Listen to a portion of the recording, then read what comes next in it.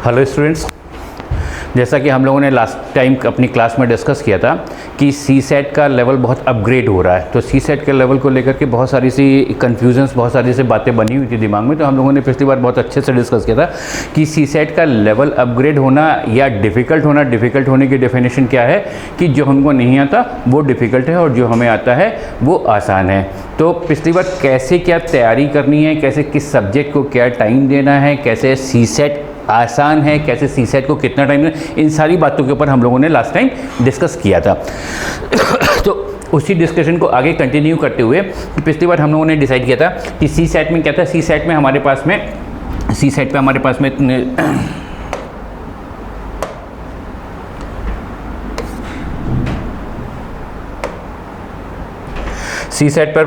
में तीन चीज़ें आ रही थी। सी सेट पर हमारे पास में क्या रहता है कि सी सेट में हमारे पास में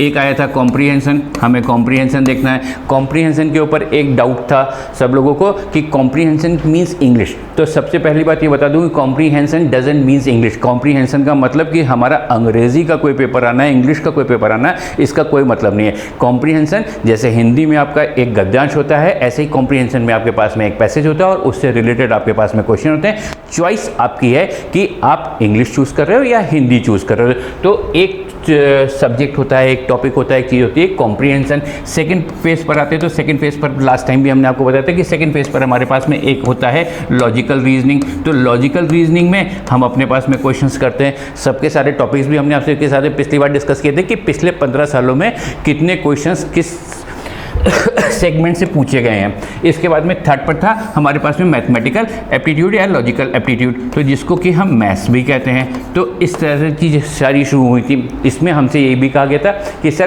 क्योंकि बहुत सारे से बच्चों का मैथ्स बैकग्राउंड नहीं होता है तो उनको लगा कि मैथ्स बहुत डिफ़िकल्ट होती है। तो अपनी लास्ट क्लास में हम लोगों ने सारी चीज़ें डिस्कस करी थी कि इन सब्जेक्ट्स में हमारे पास में पेपर 1, पेपर 2 और पेपर 3 इस तरीके से सारी चीज़ें हैं। और जिसमें से सी सेट जो है ये हमारा क्वालिफाइंग नेचर का है। तो हम अपना पूरा का पूरा टाइम जो है वो अगर सी सेट पर इन्वेस्ट करते हैं तो that is not an investment, that is a wastage. क्योंकि इसके नंबर हमारे काउंट नहीं होने, और जब हमारे नंबर काउंट नहीं होने तो अगर सी सेट में हम 100 में से 100 मार्क्स लें, 100% मार्क्स लें, तो वो वैल्यूबल नहीं है। बिकॉज 33.33% का हमारे पास में क्वालिफाइंग नेचर है। तो हम 33.33% को हम बहुत ही इनिशियल स्टेज से कहते रहे कि जब ये हमारे पास में क्वालिफाइंग नेचर है, लेकिन हम इसको टारगेट नहीं करते, हम टारगेट करते हैं 40% का।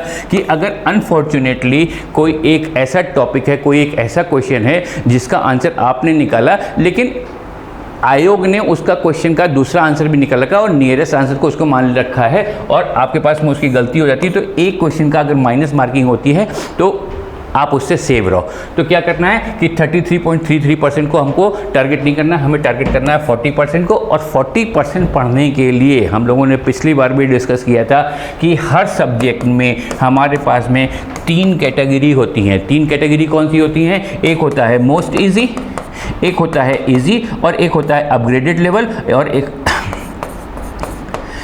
अपग्रेडेड लेवल होता है और एक मोस्ट अपग्रेडेड लेवल होता है। तो अगर हमारा 40% हमारे पास में अगर हम तीनों सब्जेक्ट में कवर करते हैं, तो तीनों सब्जेक्ट में अगर हमारा मोस्ट इजी सेगमेंट कवर करके हमारे 40% अचीव हो रहा है, तो हम क्यों ना मोस्ट इजी को और इजी सेगमेंट को ही में हम अपना टाइम इतना इन्वेस्ट करें और बाकी सारा टाइम सेव करके हम पेपर 2 और पेपर 3 के लिए लगाएं, जहाँ पेपर 3 के लिए लगाएं जिसके लिए हमारा नंबर्स ऐड होने।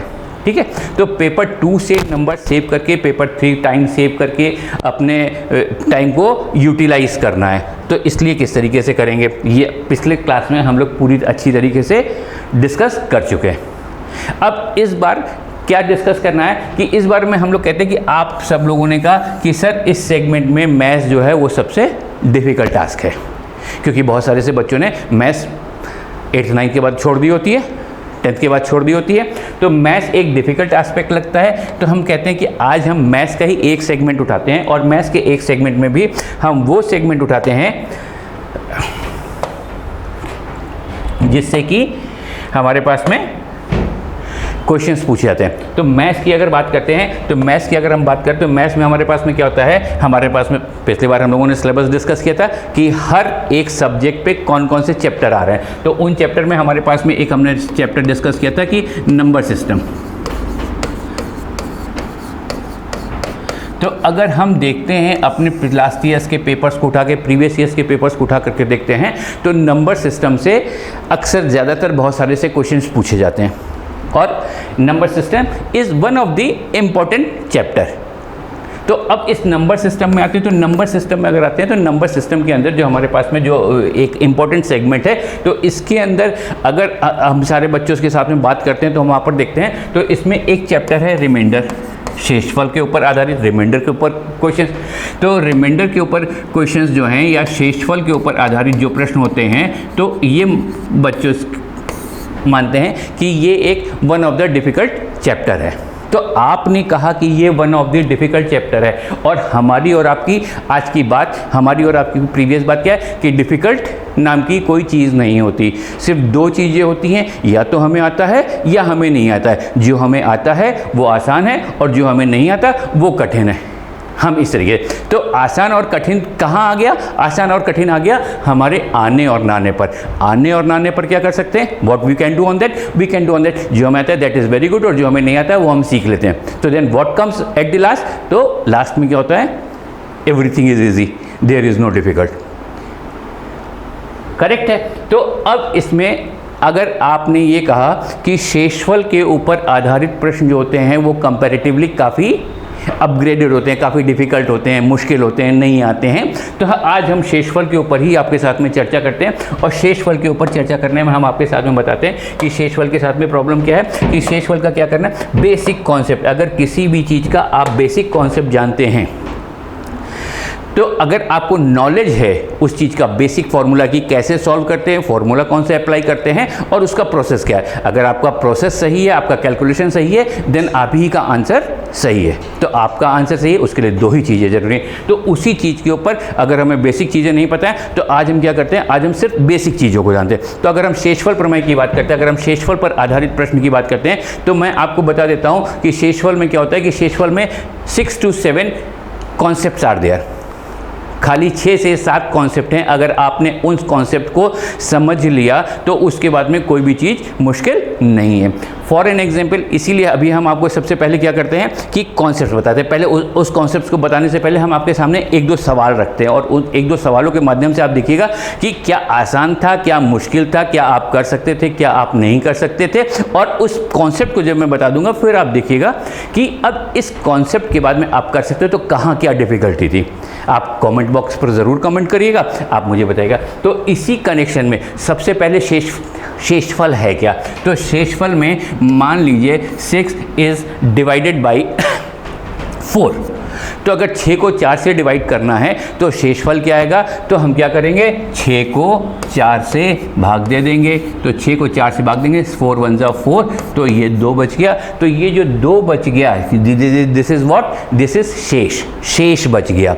तो शेष बच गया, यही शेषफल है। तो अगर आपसे प्रश्न, आपसे किस प्रकार के प्रश्न पूछे जाते हैं, आपसे प्रश्न पूछा जाता है कि आपको एक नंबर सीरीज़ दे दी गई, कुछ नंबर्स दे दिए गए, एक इक्वेशन दे दी गई, तो उस इक्वेशन में आपसे 3 तरीके के क्वेश्चन पूछे जा सकते हैं। वो 3 तरीके के क्वेश्चंस क्या होते हैं, वो 3 तरीके के क्वेश्चंस ये हो सकते हैं कि एक कोई सीरीज़ दे दी, एक कोई नंबर दे दिया, और उस नंबर के ऊपर उसमें आपसे पूछ लिया गया कि इस नंबर में क्या जोड़ा या घटाया जाए, व्हाट वी शुड ऐड और subtract to make it A complete number. Complete number और टोटल नंबर या पूर्णांक। तो उसका मतलब क्या होता है कि वो कंप्लीटली डिविजिबल हो। जैसे यहाँ पर 6 है, तो 6 को अगर हमने 4 से भाग दिया, तो 6 को 4 से भाग देने के बाद में 2 शेष आ गया। लेकिन अगर इसमें प्रश्न ने पूछ लिया, 3 तरीके के कौन से प्रश्न हो सकते हैं कि क्या शेष बचेगा, तो आपने बता दिया कि 2 शेष बचेगा। दूसरा तरीके का क्या हो सकता है कि इसमें से क्या जोड़ दिया जाए कि कंप्लीटली डिविजिबल हो जाए। तो इसमें से क्या जोड़ दिया जाए, तो उसको निकालने का क्या तरीका होता है कि जो डिवीज़र है, जिसको हम भाजक कहते हैं, जो डिवीज़र है और जो रिमाइंडर है, इसको आपस में सब्ट्रैक्ट कर दें। तो 4 - 2 दैट इज इक्वल्स टू 2। अगर हम 6 में, अगर तो आया 2, तो अगर 2 में 6 में हम 2 ऐड कर देंगे तो इट विल बिकम 8। अब क्या हो गया, हमसे क्वेश्चन क्या पूछा था कि गिवन वैल्यू में क्या हम ऐड कर दें कि नंबर कंप्लीटली डिविजिबल डिविजिबल हो जाए। तो 6 वॉज द नंबर, तो 6 में वो जो कि कंप्लीटली डिविजिबल नहीं था, अब हमने इसमें क्या किया कि अब हमने इसमें 2 ऐड कर दिया, और 2 ऐड करने के बाद में अब 8 हो गया। तो अब 8 को अगर हम 4 से डिवाइड करते हैं तो 4 2 जा 8, इट बिकम कंप्लीटली डिविजिबल। और कंप्लीटली डिविजिबल का मतलब क्या है कि देयर इज नो रिमाइंडर, वहाँ पर कुछ भी शेष नहीं बचा। ठीक है, तो क्या ऐड करेंगे वो आपने देख लिया, वो क्या ऐड करेंगे कि अगर कहीं कोई शेष बच रहा है तो उसको इससे भाजक से डिवीजर से माइनस करेंगे और निकल आएगा। इसी तरीके से अगर वो ये पूछता है कि क्या माइनस कर दें, तो माइनस का मतलब क्या है कि जो कुछ एक्स्ट्रा है वो माइनस कर दें। उसका भी सेम प्रोसेस है कि जो रिमाइंडर हमारे पास में बचा है, इस रिमाइंडर को डिवीजर से माइनस करके निकाला, जो वैल्यू आई, तो जो प्राइम जो पहला नंबर था जो क्वेश्चन था उसमें से उतने नंबर को माइनस कर देंगे। तो 6 - 2 दैट इज 4, तो 4 को 4 से डिवाइड करेंगे तो 4 1 जा 4 and that is no remainder. फिर वहाँ पर कोई, तो सवाल को सिर्फ 2 ही 3 चीज़ें हैं, क्या शेष बचता है, क्या जोड़ा जाए कि कुछ शेष ना बचे, या क्या घटाया जाए कि कुछ शेष ना बचे, यही सवाल है। लेकिन क्या सवाल इतनी आसान तरीके से होगा? तो बॉस ये सवाल इतनी आसान तरीके से तो नहीं होगा। बट यहाँ पर हम ये क्यों डिस्कस कर रहे थे, यहाँ पर ये हम इसलिए डिस्कस कर रहे थे कि हम बता रहे थे कि शेषफल होता क्या है, और शेषफल में अगर 3 प्रकार के क्वेश्चन पूछे जा सकते हैं तो वो 3 प्रकार के क्वेश्चन कौन कौन से हो सकते हैं ये। तो लेकिन क्या इस प्रकार का क्वेश्चन पूछा जाएगा? तो नहीं बॉस, इस प्रकार का क्वेश्चन इतना आसान नहीं पूछा जाएगा। तो अब सवाल किस तरीके का पूछा जाएगा? तो अब सवाल जो पूछा जाता है आपसे, वो सवाल किस तरीके का पूछा जाएगा? सिंपल, हम आपके सामने एक एग्जाम्पल देते हैं, बल्कि 2 एग्जाम्पल देते हैं। अब आप बताइए, यहाँ पर हमारे पास में लिखा हुआ है 73 × 74 × 75 × 76 × 77 × 78 divided by 15। This is first question. और इसके बाद में आपको इसमें से ऑप्शन दे दिए गए कि option A is 1, option B is 2, option C is 0, option D is 8। तो अब आपको ये निकालना है कि इसमें से क्या शेष बचेगा, what the remainder will be in the given question. दिए हुए प्रश्न में शेषफल क्या होगा, इस प्रकार से आपसे एक सवाल पूछा जा सकता है। अब जब ये सवाल लगा हुआ है तो क्या करोगे? If you don't know the formula, if you don't know the basis, अगर आपको बेसिक कॉन्सेप्ट नहीं पता है तो आप क्या करोगे कि सबका मल्टीप्लाई करना शुरू करोगे और उसके बाद में निकालोगे कि उसके बाद में आप इससे भाग दोगे और उसके बाद में जो शेष बचेगा वो शेष निकालोगे। अगर कॉमन सेंस के बेसिस पे करोगे या इतना बड़ा प्रश्न देख करके घबरा जाओगे कि शेष कैसे निकालते हैं, शेषफल तो हमको पता ही नहीं है, तो इधर you will waste your time और you will leave the question. In both the condition, अगर बहुत सारा सा कैलकुलेशन में एक जरा सी मिस्टेक हो गई तो आपका आंसर रॉन्ग हो गया, तो फिर उसके बाद में फिर से नंबर घर से चले गए। ठीक है, इसी प्रकार से अगर हम एक दूसरा सवाल और लिखते हैं, और एक दूसरा सवाल यह है कि 4 × 5 × 6 इज डिवाइडेड बाई 7, तो हमें आंसर क्या आएगा? देखिए क्वेश्चन सेम है, फिगर्स खाली अलग अलग हैं। तो 6 5 जा 34 जा 120 डिवाइडेड बाई 7, 7 1 जा 7, 5 7 7 जा 49, 1 रिमाइंडर बच गया, तो आपने आंसर कर दिया 1। तो अब यहाँ पर क्या था? यहाँ पर आपके लिए आसान था क्योंकि यहाँ पर डिजिट्स छोटी थी और आपने कहा अगर ये सवाल आता है तो ये तो हम कर ही लेंगे, लेकिन अगर ये सवाल आता है तो ये सवाल हम नहीं कर पाएंगे। तो ये सवाल हम क्यों नहीं कर पाएंगे, जबकि ये सवाल तो इससे भी आसान है क्योंकि इसका आंसर है 0। और क्यों है आंसर? क्योंकि अगर हम यहाँ पर डिवाइड करते हैं तो 15 5 जा 75, और अगर नंबर पूरा का पूरा डिवाइड हो गया दैट मीन्स रिमाइंडर नहीं बचा है, और रिमाइंडर अगर नहीं बचा है तो दैट मीन्स रिमाइंडर इज़ 0। अगर यहाँ पर हम करते हैं तो 15 5 जा 75, यहाँ पर 1 रिमाइंडर बचा है, यहाँ पर 2 बचा है, यहाँ पर 3 बचा है, तो इस तरीके से कुछ रिमाइंडर्स बचे हैं। ठीक है, लेकिन यहाँ पर तो 0 रिमाइंडर है और सारे के सारे टर्म्स किस में है? सारे के सारे टर्म्स आपस में मल्टीप्लिकेशन में, तो 0 का मल्टीप्लाई किसी में भी करेंगे तो द आंसर विल बी 0। तो the answer, the right option is option C. लेकिन बेसिकली क्या, अगर ये कॉन्सेप्ट हमको क्लियर है तो ही तो हम इस सवाल को कर पाएंगे। तो घूम करके बात कहाँ पर आती है? घूम करके बात आती है कि हमें किसी भी क्वेश्चन को करने से पहले, किसी भी चैप्टर को स्टार्ट करने से पहले क्या करना चाहिए? हमें सबसे पहले उस चैप्टर को स्टार्ट करने से पहले उस चैप्टर के क्वेश्चंस को करने के लिए कौन से फॉर्मूला यूज्ड होते हैं, उसको करने का प्रोसेस क्या होता है, सिर्फ उतना सीखना है। अगर 2 चीज़ें आपने सीख ली कि क्वेश्चन का प्रोसेस किस तरीके से किया जाता है और इस तरीके के क्वेश्चंस में कौन से फॉर्मूले एप्लीकेबल होते हैं, कौन से कॉन्सेप्ट्स, कौन से स्टेप्स एप्लीकेबल होते हैं, अगर वो आपका गया तो कोई भी क्वेश्चन आए आप कर लोगे। ठीक है, तो इसके लिए वापस आते हैं कि कहाँ क्या करना है, हमें कॉन्सेप्ट सीखना है। अभी इस पिछले सवाल में हमने आपको क्या बताया कि अगर कॉन्सेप्ट आता होता तो आप आसान से कर लेते, और इसलिए हमें क्या करना है, कॉन्सेप्ट सीखना। तो कॉन्सेप्ट सीखते हैं सबसे पहले। शेषफल एक मुश्किल चैप्टर है, इस बात को दिमाग में बैठाने की जगह सामने देखो और फिर खुद कहोगे कि शेषफल कोई मुश्किल चैप्टर नहीं है। क्यों? क्योंकि आपको उसके कॉन्सेप्ट आ गए। तो कॉन्सेप्ट, व्हाट आई सेड कि 6 to 7 steps are there to solve this type of the question.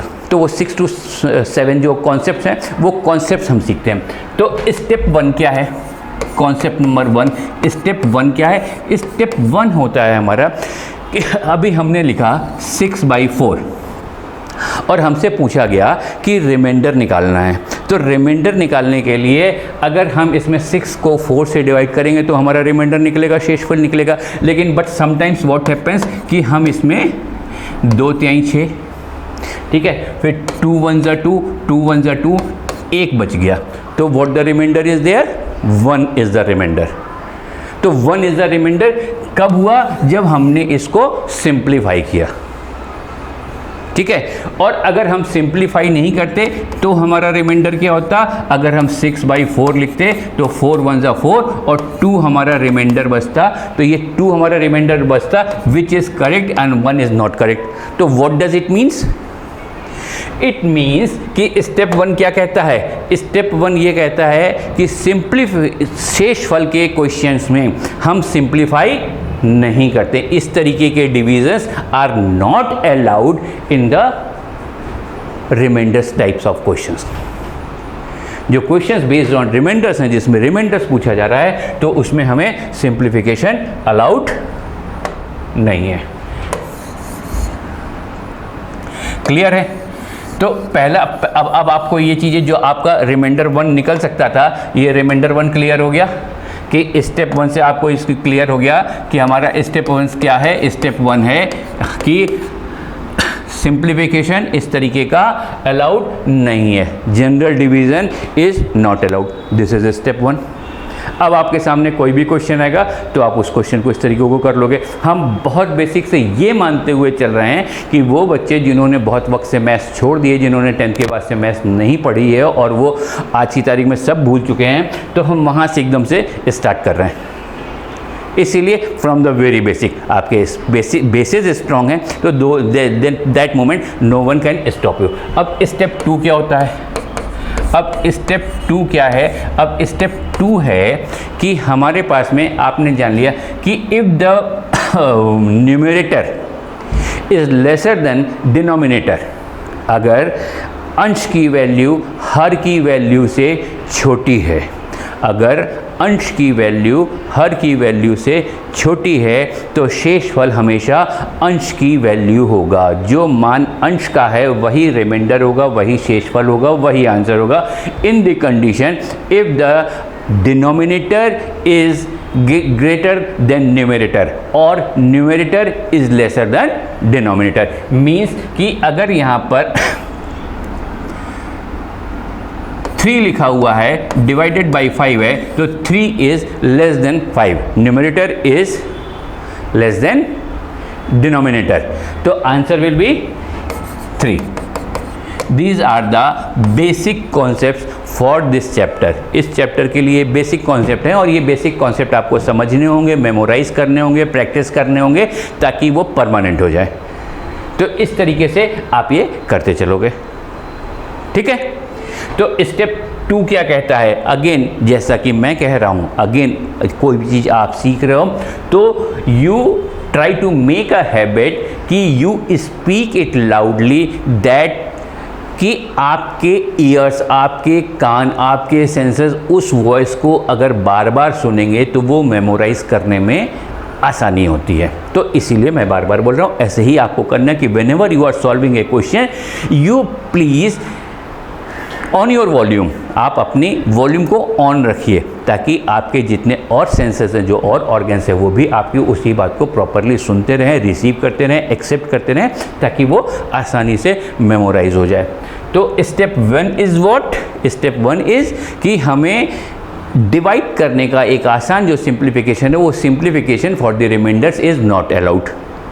Step 2 क्या है, इफ़ द न्यूमरेटर, अगर अंश का मान हर के मान से छोटा है तो आंसर अंश का मान होगा। स्टेप 3 क्या होता है, स्टेप 3 होता है, स्टेप 3 है कि रिमाइंडर की वैल्यू कभी भी नेगेटिव नहीं हो सकती, शेषफल कभी भी ऋणात्मक नहीं होता है। Mind it, memorise it, learn it, do it, practise it, और प्रैक्टिस से आपको मेमोराइज हो जाएगा। तो क्या कहते हैं कि remainder will not be a negative value.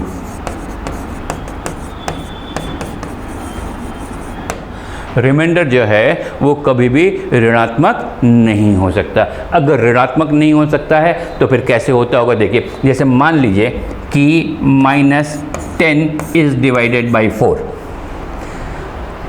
For an example, अगर हमने क्वेश्चन मान लिया कि -10 इज़ डिवाइडेड बाई 4, तो यहाँ पर क्या हो गया, 4 1 ज़ा 4, 4 2 ज़ा 8, बट दिस इज -2, आपका रिमाइंडर बच गया।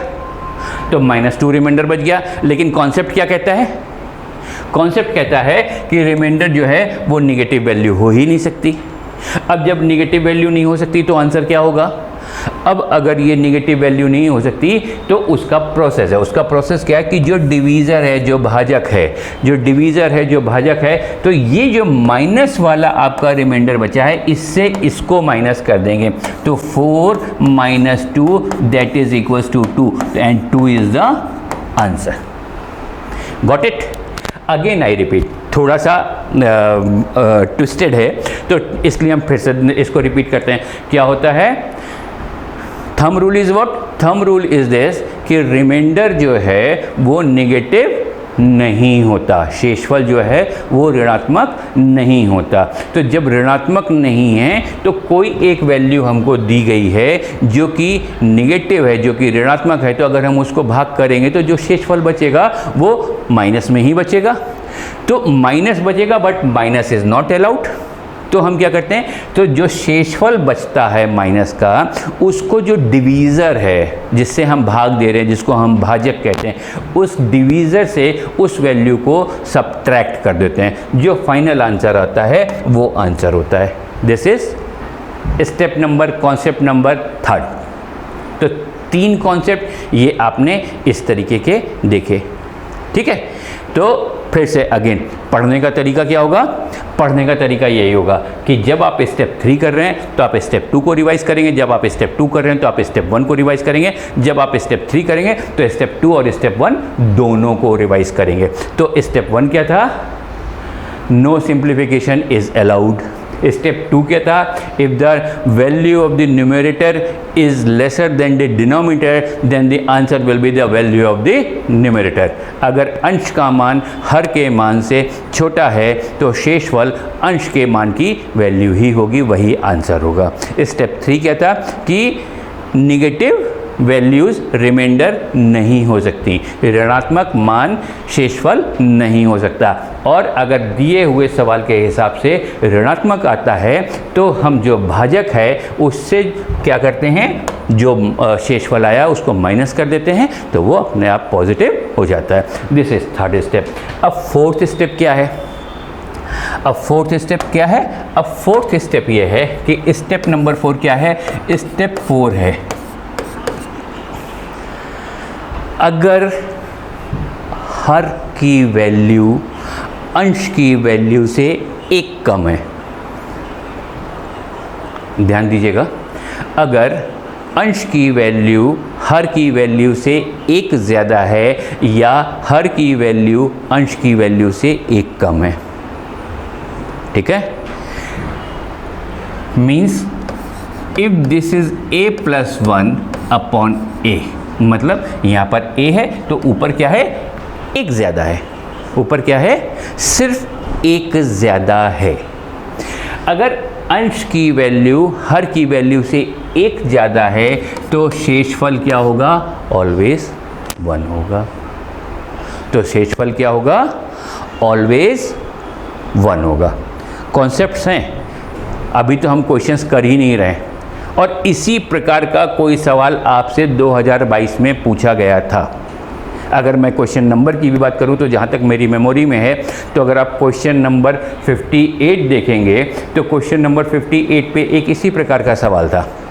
2022 के प्रश्न को अगर आप उठाएंगे, 2022 का अगर आप प्रीवियस ईयर्स का पेपर उठाएंगे तो क्वेश्चन नंबर 58 देखेंगे तो आपके शेषफल प्रमेय में इस शेषफल में इसी प्रकार का एक प्रश्न पूछा गया था।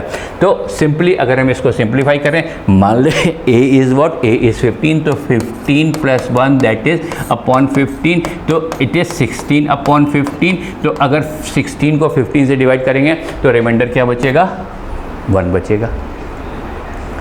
Getting my point? ठीक है, तो क्लियर है। अब इस एग्जाम्पल से तो एकदम ही क्लियर हो गया होगा कि ये क्लियर है। अब क्या इतना आसान सा सवाल पूछा जाएगा कि 16 अपॉन 15 कर दिया और आपसे शेषफल पूछ लिया? फिर से कितने प्रकार का प्रश्न पूछा जा सकता है और उसमें हमारे कौन से कॉन्सेप्ट्स लगते हैं, अगर वो आपको क्लियरिटी है then there is no difficulty. ठीक है, तो किस प्रकार से क्वेश्चन पूछा जा सकता है? तो अब इसमें क्या किया? अब इसमें एक बात को उन्होंने और ऐड किया। क्या कहा? कि अगर अंश का मान हर के मान से एक ज़्यादा है, अगर अंश का मान हर के मान से एक ज़्यादा है तो उसके ऊपर कितनी भी पावर हो उसकी वैल्यू 1 होगी।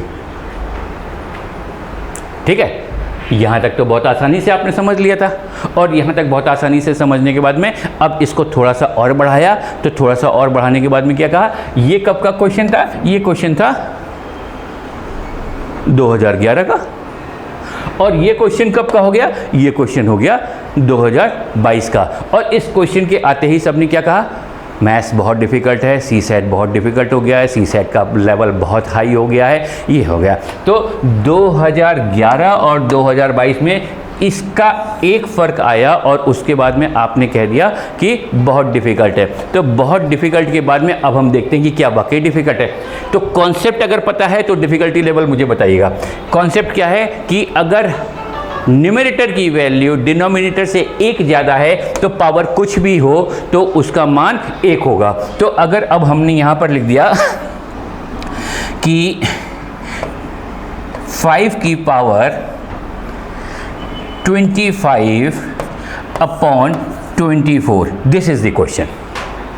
5 की पावर 25 अपॉन 24, तो then what the answer will be? तो अब क्या यहाँ पर 5 24 से एक ज़्यादा है? अब देखिए 2011 और 2022 में कहाँ फ़र्क आया कि इजी से डिफ़िकल्ट हुआ, लेकिन इजी से डिफ़िकल्ट होने के बाद में आप देखिए कि अगर हमारा कॉन्सेप्ट क्लियर है तो क्या वाकई डिफ़िकल्ट है? तो क्या 5 को हम 25 लिख सकते हैं? 5 को 25 लिख सकते हैं, लेकिन 5 को 25 लिखने के लिए आपको स्क्वायर्स वगैरह तो याद होंगे। मतलब 5 का स्क्वायर इज इक्वल्स टू 25। इसका मतलब अगर हम इसमें से 2 बाहर ले लें तो हो जाएगा, लेकिन 2 बाहर ले लेंगे तो क्या बचेगा? 23 बचेगा। लेकिन क्या 23 को फिर हम पावर के ऊपर पावर लिख सकते हैं? तो हमने इंडिसेस में एक चैप्टर पढ़ा था कि a to the power m to the power n is equals to a to the power m into n।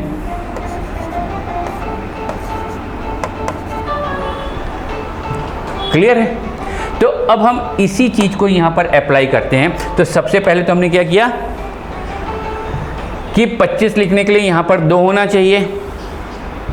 हमने सबसे पहले एक 5 को बाहर कर लिया, एक 5 बाहर कर लिया तो 5 × 5 टू द पावर 24 हो गया, होल अपॉन 24 है, 5 × 5 की पावर 24। अब इस 24 को क्या किया, अब हमें इस 5 को क्या बनाना है, अब इस 5 को हमें 25 बनाना है। तो इस 5 को 25 बनाने के लिए क्या करेंगे, 24 को अगर हम 2 से भाग दे देंगे तो 12 आ जाएगा। तो हम क्या करेंगे कि हम क्या करेंगे 5 × 5 का स्क्वायर की पावर 12, मतलब 24 को 2 से डिवाइड कर देंगे तो 12 आ जाएगा। तो 12 दूनी 24 हो गया। यही अभी हमने पढ़ा था a की पावर m × n, ये हम पढ़ चुके हैं पिछले क्लास में। तो a की power m × n is equal to a की पावर m × n, मतलब a की पावर अगर यहाँ पर लिखा हुआ है 5 की पावर 2 × 12 तो दैट मीन्स 5 की पावर 24। तो इसका मतलब 5 की पावर 24 को हम इस तरीके से लिख सकते हैं। और इस बात को कैसे लिख सकते हैं, इस बात को हम लिख सकते हैं 5 का स्क्वायर की पावर 12। तो इस बात को इस तरीके से लिख सकते हैं। तो ये जब हमारे कॉन्सेप्ट क्लियर हैं तो हमने यहाँ पर क्या किया कि इसको इस तरीके से लिख दिया, अपॉन 24 है। अब क्या आ गया 5 × 25 की पावर 12 होल अपॉन 24। तो अब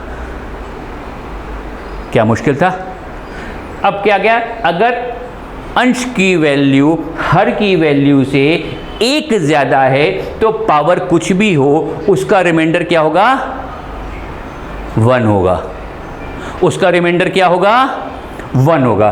तो इतने का रिमाइंडर क्या हो गया, 1 हो गया। और यहाँ पर इंटू काहे में था, इंटू 5 में था, तो आंसर क्या हो गया, 5 हो गया। क्लियर है। तो क्या वाकई मुश्किल था।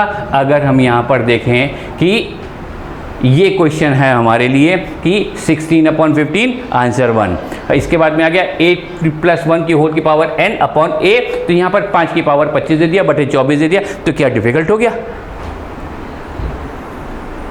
नहीं भाई। अगर हमारे कॉन्सेप्ट्स क्लियर हैं तो हमने सिर्फ कॉन्सेप्ट को अप्लाई किया, यहाँ पर किया। अब इसी कॉन्सेप्ट को और आसानी से देख लेते हैं। अभी तो हम खाली बेसिकली आपके साथ में कॉन्सेप्चुअल बात कर रहे हैं, अभी तो हम स्टेप्स की बात कर रहे हैं। अब ये देखिए 5 की पावर, अब इसी को अभी आपने हार्ड वर्क करके प्रैक्टिस करके अपने आप को सीख लिया, सारी चीज़ें जान ली। तो आपने कहा 5 की पावर 25 था तो 25/24 था, तो आपने क्या किया, आपने क्या एक 5 बाहर किया, इसके बाद में इंटू 5 की पावर 24 किया अपॉन 24 किया। इसके बाद में आपने क्या किया, एक 5 को बाहर रहने दिया और इसको 5 का स्क्वायर बना करके 12 कर दिया बटे 24 कर दिया और इसके बाद में आपने आंसर निकाल दिया। ठीक है, 1 × 5।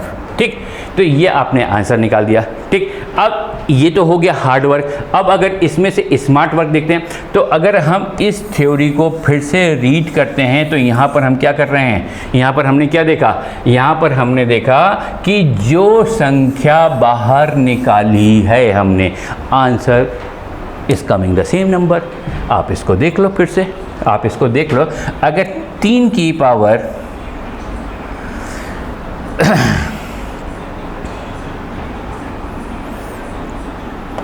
3 की पावर 23 बटे 9 कर दें, बटे 8 कर दें, एक नंबर ले लीजिए, बटे 8 कर दीजिए।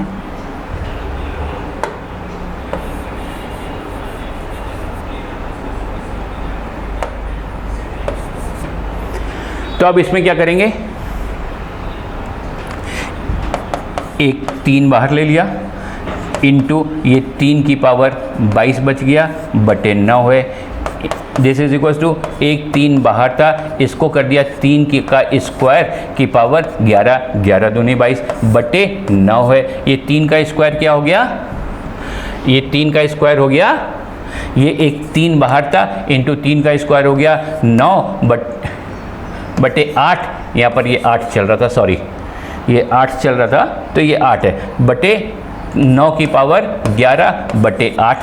अब अंश का मान हर के मान से 1 ज़्यादा है, तो रिमाइंडर क्या होगा, रिमाइंडर होगा 1, और 1 के साथ में 3 का मल्टीप्लिकेशन है तो आंसर क्या होगा 3। तो जब यहाँ पर 3 आउट था तो आंसर क्या आया 3, जब यहाँ पर 5 आउट था तो आंसर क्या आया 5। तो इसका मतलब क्या हो गया, क्लियर है आपके सामने कॉन्सेप्ट, आपके सामने कॉन्सेप्ट क्लियर है कि जिस वैल्यू को बाहर कर रहे हैं answer will come the same number. Correct है। तो क्या ये मुश्किल था? आज अभी हमने आपके साथ में क्या किया कि आज अभी हमने आपके साथ में 3-4 स्टेप पढ़े, और 3-4 स्टेप में आपने देखा कि अभी हम 3-4 स्टेप में क्या किए हैं कि ये आपके सामने क्लियर हो गया। आपने 4 स्टेप कर लिए हैं, 3-4 स्टेप में आपके सामने कोई भी ऐसी डिफ़िकल्टी आई, अगर यही क्वेश्चन वहाँ पर एग्ज़ाम में आ रहा था तो ये एग्ज़ाम में आपके लिए मुश्किल लग रहा था। तो ये क्या वाकई मुश्किल है? 3 स्टेप्स और रह गए, 3 कॉन्सेप्ट्स और रह गए। उन कॉन्सेप्ट्स को हम अगली क्लास में डिस्कस करेंगे। अभी फ़िलहाल हम आपके लिए छोड़ रहे हैं, आपके सोचने के लिए छोड़ रहे हैं कि आप सोचो। मुद्दा अभी सवाल नहीं है, मुद्दा अभी सिर्फ डिफ़िकल्ट, क्या वाकई मुद्दा अभी सच का है कि क्या वाकई डिफ़िकल्ट है? लेवल अप करने का मतलब क्या डिफ़िकल्ट है? अगर हमारे कॉन्सेप्ट्स क्लियर हैं, अगर हमारे कॉन्सेप्ट्स क्लियर हैं, अगर हमारा कैलकुलेशन सही है, अगर हमारा यूज्ड फॉर्मूला सही है, हमको उतना बेसिक आता है, तो क्या डिफ़िकल्ट है? Nothing is difficult over there. ठीक है, तो थैंक्स फॉर द डे। आज के लिए इतना काफ़ी है। इसके बाद में आप सोचिएगा कि सर ने जो बात कही है वो किस हद तक करेक्ट है। फिर मिलते हैं आपके साथ अगली क्लास में, तब तक के लिए bye bye, good night, thank you.